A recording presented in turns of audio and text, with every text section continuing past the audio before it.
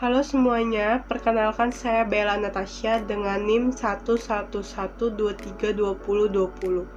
Pada kesempatan kali ini, saya akan membahas bagaimana kewirausahaan satu sebagai penghala usaha di masa kini dengan strategi pedagang UMKM dalam meningkatkan perekonomian Indonesia. Kita akan membahas latar belakang. UMKM berperan sangat penting sebagai penggerak ekonomi Indonesia.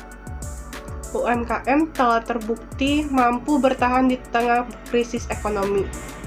Adapun tantangan di era globalisasi yang perlu kita ketahui, seperti akses modal, literasi digital, dan persaingan global. Ada beberapa rumusan masalah yang dapat kita ketahui.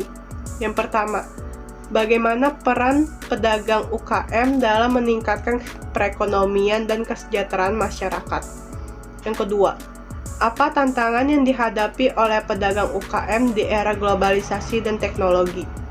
Yang ketiga, apa solusi dan strategi untuk mendukung perkembangan pedagang UKM di masa kini. Tujuannya adalah, yang pertama, menganalisis peran pedagang UMKM.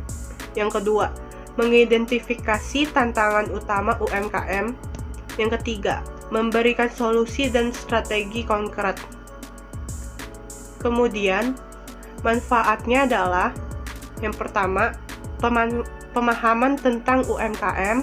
Yang kedua, rekomendasi strategi bagi pedagang UMKM dan pemerintah. Yang ketiga, mendorong dukungan terhadap produk lokal. Apa saja peran penting pedagang UMKM? Yang pertama, sebagai pencipta lapangan kerja, yang dimana hampir 97% tenaga kerja nasional berasal dari UMKM. Yang kedua, meningkatkan ekonomi pedagang. UMKM menyumbang sebanyak 61% PDB negara. Yang ketiga, pemerataan ekonomi, di mana sebanyak 70% UMKM beroperasi di pedesaan menurut BPS tahun 2022. Tantangan yang dihadapi oleh pedagang UMKM. Yang pertama, modal yang terbatas karena memiliki akses kredit hanya 30% menurut Bank Indonesia tahun 2022.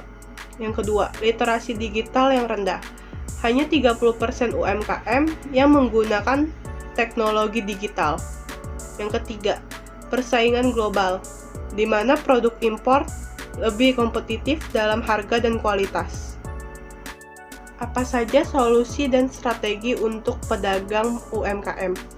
Yang pertama, pelatihan dan pendampingan seperti manajemen usaha, pemasaran digital, dan inovasi produk. Yang kedua, memberikan akses permodalan seperti kredit usaha rakyat atau disebut KUR dengan bunga yang rendah, dan literasi keuangan untuk pengelolaan bisnis.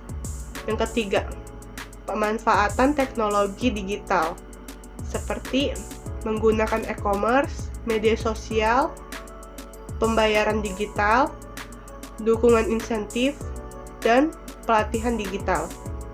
Yang keempat, peningkatan produktivitas dan inovasi seperti standarisasi produk, sertifikasi, dan desain kemasan.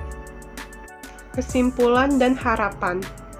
UMKM adalah tulang punggung ekonomi nasional, di mana mempunyai tantangan utamanya yaitu akses modal, literasi digital, dan persaingan global. Adapun solusinya seperti pelatihan, akses permodalan, teknologi digital, dan inovasi produk. Dengan dukungan dari semua pihak sangat diperlukan. Tentunya, generasi muda sebagai agen perubahan mendukung UMKM.